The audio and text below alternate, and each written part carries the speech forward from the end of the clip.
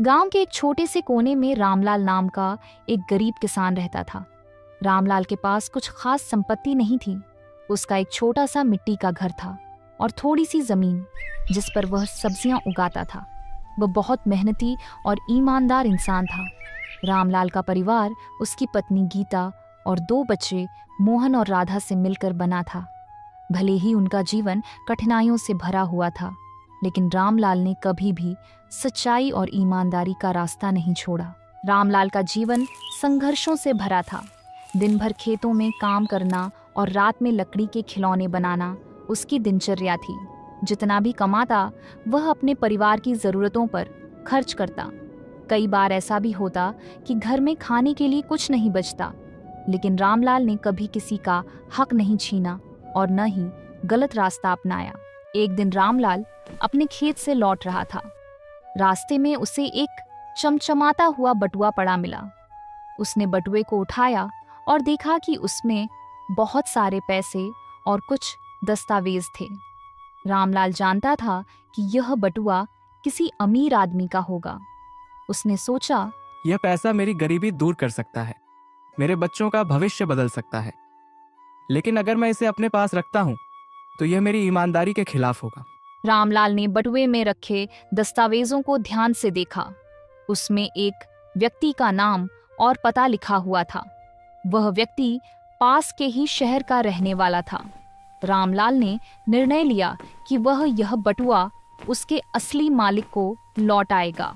अगले दिन रामलाल ने अपनी पत्नी गीता को सारा किस्सा सुनाया। गीता ने कहा, हम खुद इतने गरीब हैं, क्यों ना इस पैसे से हम अपने बच्चों की जरूरतें पूरी कर लें। रामलाल ने जवाब दिया, गीता, यह पैसा हमारा नहीं है। इसे रखना हमारी ईमानदारी और हमारे संस्कारों के खिलाफ होगा। गरीब होना कोई पाप नहीं है, लेकिन बेईमानी करना जरूर पाप है। रामलाल ने बटुआ लौटाने के लिए पास के शहर जाने का फैसला किया। उसके पास इतना भी पैसा नहीं था कि वह यात्रा कर सके, इसलिए उसने पैदल ही चलने का निश्चय किया। रामलाल सुबह सुबह निकल पड़ा। वह तेज धूप और थकान की परवाह किए बिना चलता रहा। रास्ते में उसे भूख और प्यास का सामना करना पड़ा, लेकिन उसने हार नहीं मानी। उसके मन में सिर्फ एक ही बात थी, बटुआ उसके असली मालिक तक पहुंचाना। शाम तक वह शहर पहुंच गया। वहां उसने बटुए पर लिखे पते को ढूंढा। आखिरकार वह उस व्यक्ति के घर पहुंचा जिसका नाम दस्तावेजों में लिखा था। रामलाल ने दरवाजे पर दस्तक दी। एक अमीर व्यक्ति बाहर आया। रामलाल ने उसे बटुआ देते हुए कहा, यह बटुआ आपके रास्ते में गिर गया होगा। मैंने इसे पाया और आपको लौटाने के लिए यहाँ तक आया हूँ। वह व्यक्ति, जिसका नाम प्रकाश था, रामलाल की ईमानदारी से बहुत प्रभावित हुआ। उसने कहा, आजकल ऐसे लोग बहुत कम मिलते हैं जो किसी का खोया हुआ सामान लौटाएं। तुमने मेरी उम्मीदों से भी ज्यादा ईमानदारी दिखाई है। मैं तुम्हारा यह कर्ज कभी नहीं भूलूंगा। प्रकाश ने रामलाल को धन्यवाद दिया और उसे एक बड़ा इनाम देने की पेशकश की, लेकिन रामलाल ने कहा, मैंने ये बटुआ इसलिए नहीं लौटाया कि मुझे इनाम चाहिए। मैंने इसे इसीलिए लौटाया क्योंकि यह सही काम था। प्रकाश ने रामलाल की सादगी और ईमानदारी को देखकर उसे जिद करके कुछ पैसे दिए और कहा, यह तुम्हारे और तुम्हारे परिवार के लिए मेरी तरफ से छोटा सा तोहफा है। साथ ही प्रकाश ने रामलाल को अपनी एक फैक्ट्री में नौकरी भी ऑफर की। रामलाल ने यह नौकरी स्वीकार कर ली।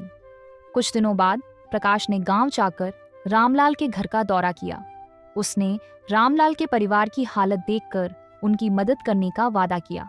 उसने रामलाल के बच्चों की पढ़ाई का खर्च उठाने की जिम्मेदारी ली और उनके घर को भी ठीक करवाया। रामलाल की ईमानदारी ने उसे न केवल उसकी गरीबी से बाहर निकाला, बल्कि उसका गांव में भी सम्मान बढ़ाया। लोग उसकी सच्चाई और ईमानदारी की मिसाल देने लगे। रामलाल ने सिखाया कि जीवन में कितनी भी कठिनाइयां क्यों न हो, सच्चाई और ईमानदारी का रास्ता कभी नहीं छोड़ना चाहिए।